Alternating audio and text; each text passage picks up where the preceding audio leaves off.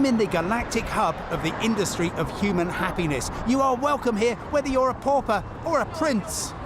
I want to stack the odds in your favour so you have a fabulous 48 hours in Las Vegas and then go one step beyond into the Nevada desert. The fun starts at the airport. McCarran's shiny new Terminal 3 opened in 2012, and if you can't wait to start gambling when you get off the plane, well, there are 1,600 gaming machines in the airport alone. Your stretch limousine is probably waiting downstairs, but it's well worth popping out here because Las Vegas reveals a glimpse of what the city has in store. With Paris located just opposite New York and Mandalay Bay along the road from Luxor, the geography of Las Vegas can get confusing. To help you understand how the city fits together, I've hitched a lift with Captain Josh Thorne. Thank you, Captain. Welcome, let's go do some flying. A chopper hop is the ideal way to get a sense of the billion-dollar boulevard that draws almost 40 million visitors a year. Blink and the city changes. Las Vegas is constantly reinventing itself. The resort hotels flanking the Strip jostle for attention. 8 of the world's top 10 biggest hotels are in Vegas. The tradition for hotels in Las Vegas is that they're demolished after a decade or two. Imploded is the local term, to make room for something bigger and more dazzling. But El Cortez is the great survivor. It's been here, same place, same building since 1941. There is, though, a new twist. Across the road, a tired old motel has been transformed into El Cortez Cabana Suites. Come and have a look. Hello. Any calls? Let's start in the bathroom, where there's a huge shower and his and hers sinks. Or indeed, his and his, or hers and hers, or if you're like me, staying on your own, yours and yours. Big, bright room, everything you need, nothing that you don't. Oh, and the best feature of all, they actually paint the walls to match the colour of the shirt you're wearing that day. Of course, Las Vegas is a city of superlatives, so instead of a modest downtown property, you might prefer to check in on the Strip to North America's biggest single hotel, the MGM Grand. How big? Well, you could stay in a different room or suite every night for nearly 14 years. The MGM Grand is a couple of decades old and it's just had a $160 million refurbishment. Luckily, you can still, if you time it right, stay in a Grand King like this for under $100. By the way, signature palette in all these rooms, tangerine and bronze. I haven't got any shirts that colour. If $700 a night is more your style, let me introduce you to my Terrace Skyline Suite. This is one of the few places on the Strip where you'll actually get a balcony. Come and have a look inside. Stylish, slick, sophisticated. No, not me, the look of the 21st century hotel room in Las Vegas. Now, given the many attractions outside the MGM Grand, you might be surprised to see how much demand there is for spacious and elaborate places to sleep. But those of us who've been coming to Vegas for decades know that when you cross the city limits, your appetite for indulgence increases.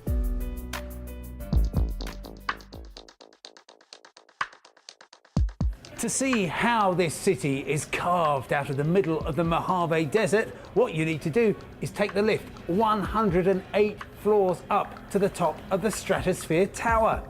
It takes 37 seconds going up and the same down. But there is an alternative. To experience the highs and lows of Las Vegas, it's easy. All you've got to do is step off a platform 855 feet above ground into thin air and see what happens next. Ha ha!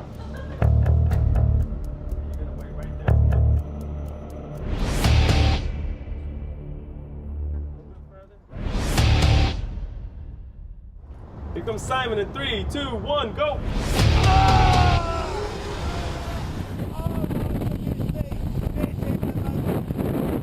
I'm I'm sure I'm saying something really interesting here. I just can't remember what it was. Perhaps if you can lip read, you'd be kind enough to let me know. Oh, hello. Oh my goodness me. What was it, Simon? It is an extraordinary experience because once you step off, you actually want it to go on forever. You're just seeing this dazzling city in the middle of the Mojave Desert while travelling at 50 feet per second. It's just absurd. Why would anybody do this? New Zealanders, it's your fault. You invented it. And I'm very glad you did. Hee hee. The gambling capital of the world was created on the flashy effects of helium, argon, and in particular neon, which lit up the dark Nevada desert. Today, the city pays homage to the amazing signs that lure tourists here, who in turn help to pay the biggest electricity bill on the planet. The best way to shed some light on the city's neon history is to take a hike along Fremont Street, downtown's main drag. Street lighting arrived in Las Vegas only a century ago, later than most American cities, and the locals have been making up for it ever since. I think the best signs are actually off the main drag, Fremont Street. I'm outside a parking lot on 3rd Street North, and this, in 1961, was the latest flame. Aladdin's lamp has survived for nearly half a century, which is rather longer than you might if you choose to eat at the restaurant behind it, the Heart Attack Grill. Just to give you a small flavour of the place, it says cash only.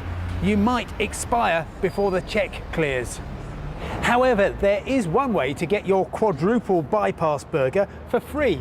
All you've got to do is weigh more than 350 pounds. That's about 25 stone or 160 kilograms. And to make life easy, they've put a set of scales here on Fremont Street. And let's just have a look at the scores on the doors. My goodness me, I made it. Oh no, the cameraman's on here too, and so that's rather excess baggage. Oh dear, only halfway there. To end the neon walk, there's Oscar's Martini, and next to it, the city has put up a sign just in case you've forgotten where you are. Time for lunch, which is a good 20 paces from here. These people behind me aren't just standing around, they are in the queue for the best place for lunch on the run downtown. It's Le Thai. It's just hidden away on East Fremont. And the great thing about it is that I can jump the queue because I'm on my own, and that means I can probably get a seat up at the counter. I've gone for the beef and vegetable stir fry, which along with a long cool lemonade comes to under $10. By the way, they're going to ask you how spicy you want it on a scale of 1 to 5. Go for 1.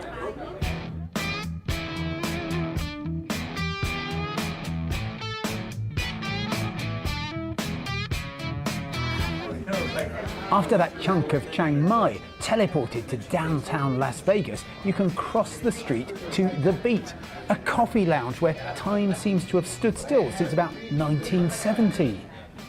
You can riffle through the vinyl, catch up on some reading or your emails, or just sit and wait for someone like Bob Dylan to walk in. This is the closest that Glitter Gulch gets to Greenwich Village.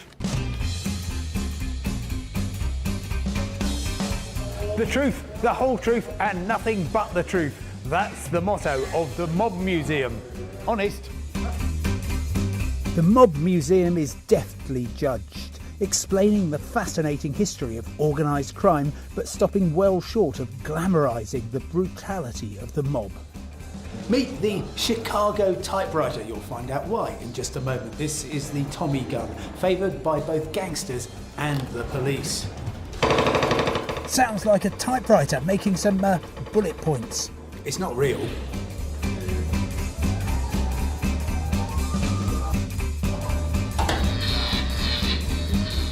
So what sort of people come to the Mob Museum? Well, you know, the usual suspects. Don't smile.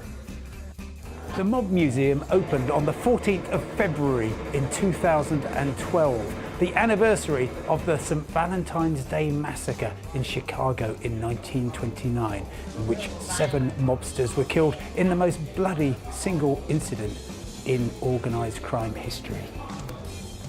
Mike Doria was deeply involved in creating the new museum.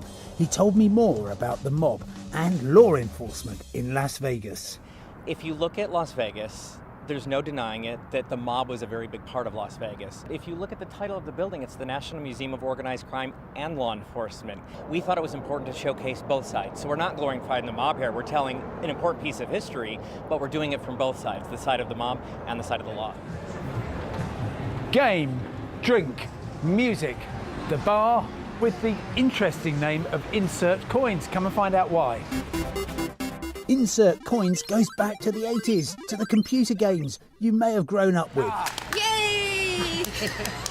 In Insert Coins, as in Vegas in general, it's all in the game. And along with your beer comes a controller, so you can play on the screens above the bar. Other games are available on the strip. The games people play. I've come to the Mix Lounge at the top of Mandalay Bay Resort for two reasons. The first one is aesthetic. I reckon this is where you get the best possible view of what happens when humanity takes indulgence to its ultimate conclusion. The other one's a bit more pragmatic. Get here between 5 and 8 during happy hour, and a beer is only going to cost you $5 for all this. Even though the ocean's 250 miles away, it's worth diving into RM Seafood. RM stands for Rick Moonen, the celebrity chef from New York and a campaigner for sustainable seafood. We do not serve anything on our menu that is endangered or going to be extinct because of the way that we treat it. So if we're consciously doing something, either destroying its environment, capturing it in the wrong way, capturing other fish inadvertently, or just overfishing it, we don't put it on our menu. We're about delicious. I'm here to show people that you can be responsible and it can taste fantastic as well. I've been in Las Vegas for 8 years now, and a lot has changed in that time. 3-star Michelin chefs are here. That's happened in the last 5 years. I would venture to say that the top 10 restaurants in Las Vegas could compete with the top 10 restaurants anywhere in the world. I'm really torn between simply appreciating this visual, aromatic masterpiece and eating it. I'm afraid the feast wins. I can resist, as I think Oscar Wilde said, anything except temptation. And I'm in Las Vegas.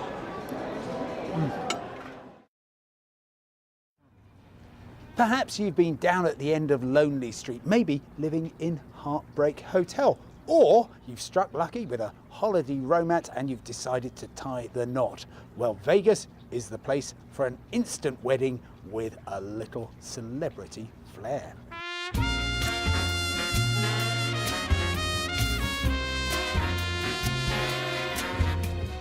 Going to the chapel, going to confirm that Las Vegas is the most romantic place in the world. Turns out the king isn't dead after all. What do you add to a Vegas wedding? I add excitement, entertainment, and I get them to forget about the fact that they're getting married, and they relax and enjoy themselves and have a great time. I've been invited at very short notice to the very short notice marriage between lovely Sarah and Eric from Washington State. Today is a very special and beautiful day in your lives today. As well as me and Elvis, Eric's mum's here too. All you need for a Las Vegas marriage license is a passport or driving license and $60. I now pronounce you as husband and wife. You may kiss your bride, Eric.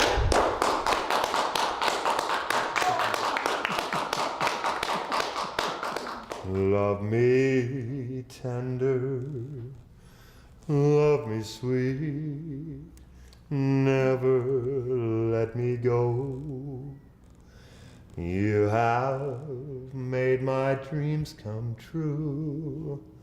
If you don't have the time or inclination to walk all the way down the aisle, you can get married in your car in a drive-through ceremony at the wedding window. I pronounce you as husband and wife. Adrian, you may kiss your bride once again. Congratulations.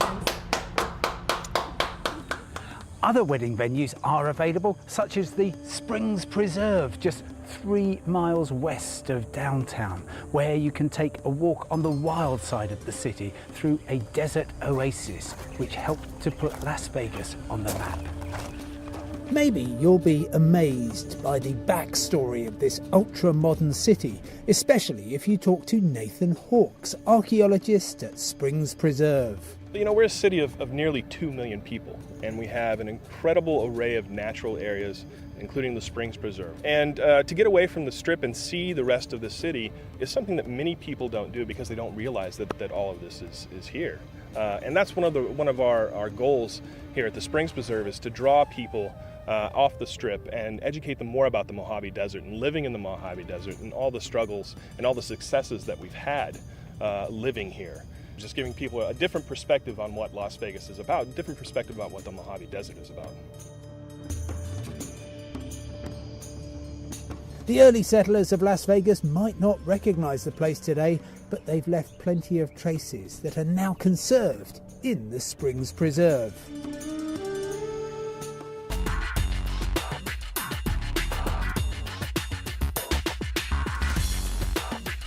The buffet is an essential part of the Las Vegas dining experience. Now, that might conjure up the idea of mass-produced food piled high, but that's not how it works here at the very sophisticated Cosmopolitan, and in particular, the Wicked Spoon Buffet, where I'm just off for Sunday brunch. The feast looks tantalising, but first, a word from the chef de cuisine, Gerald Chin. What makes the Wicked Spoon Buffet different?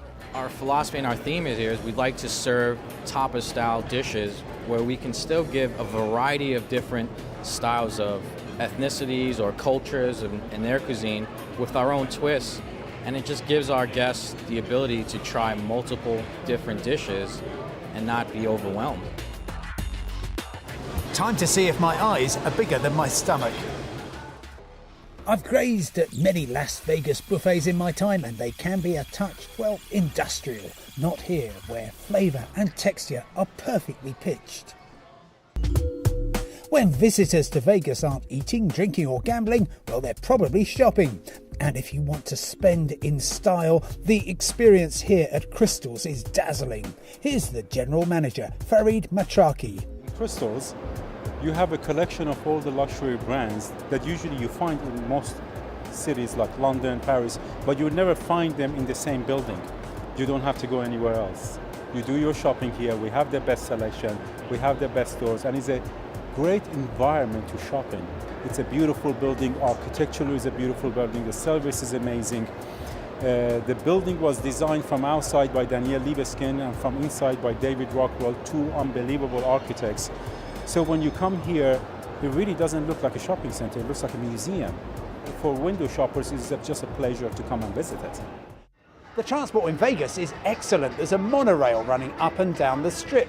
The bus services are very good, and there's plenty of taxis to bring you to places such as here at New York, New York.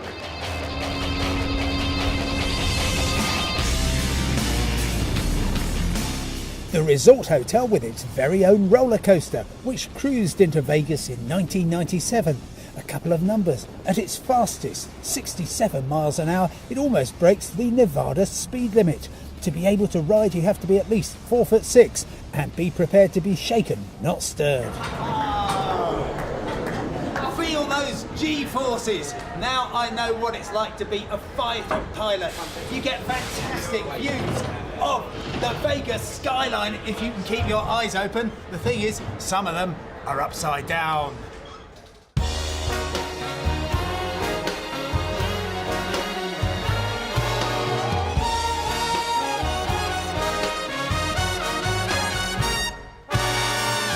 According to thousands of visitors each evening, on the hour, every hour, the Son et Lumiere in Fremont Street is the best free sight in Vegas. Las Vegas is where the world goes to extremes, a place that exists only because enough people want to have dazzling experiences. Yet beyond the limits of this singular city lies raw, empty, magnificent desert. Tomorrow, I'm hitting the road to try to show that Nevada days can match Las Vegas nights.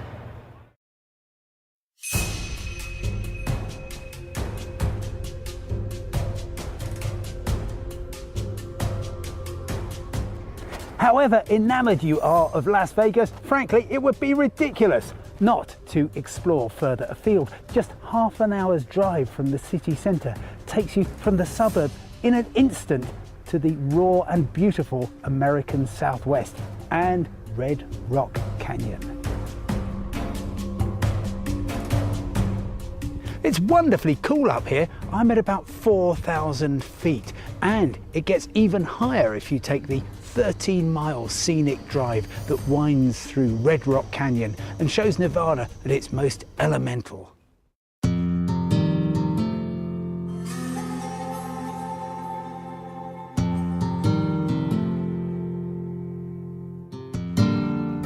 After the intensity of Las Vegas, it's wonderful to come out here and feel a sense of release as you encounter these wide open landscapes. And you can put yourself right in the centre of your very own road movie through America's great outdoors. To make the most of your desert experience, you could talk to an outdoor recreation planner from the Bureau of Land Management. And here she is, Kathy August. Red Rock Canyon is an amazing area because of the mountains and how they're formed. And they create these interesting little oasis areas with water and then wide diversity of plant life, some of which actually you only find out here in Red Rock Canyon. This is a very popular place to do a number of activities, from hiking and enjoying the scenic outdoors, photography, rock climbing, horseback riding, and mountain biking. Bring your camera, bring your binoculars, bring your curiosity. Come someplace where you can really relax and enjoy the natural world. I'm now several hundred feet higher than Britain's tallest mountain, and with the greatest respect to Ben Nevis, I think the view from here is rather different from what you'll see in Scotland.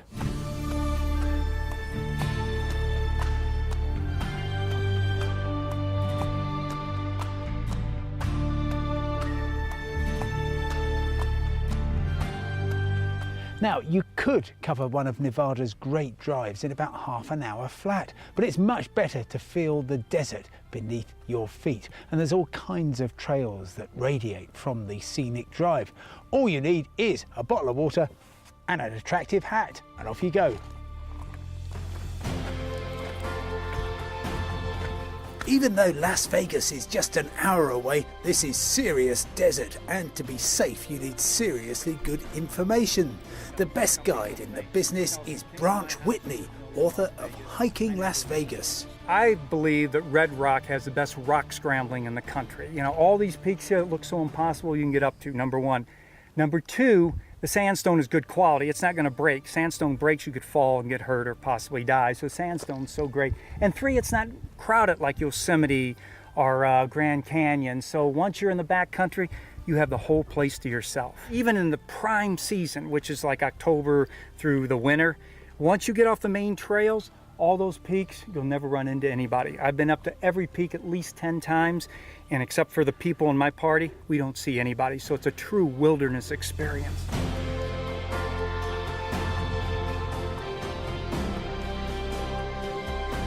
An hour ago, I felt I was in a road movie. Now, I feel as though I'm in a cowboy movie. Apart from the hat, of course. And I haven't got a horse. Lovely, though.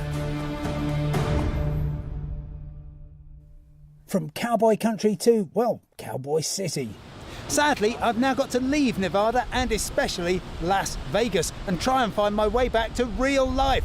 Luckily, this being Vegas, there's an express route. The Flightline Zipwire is the final thrill in a gravity-defying city that takes you to the limit and beyond. I'll soon be back for another flying visit.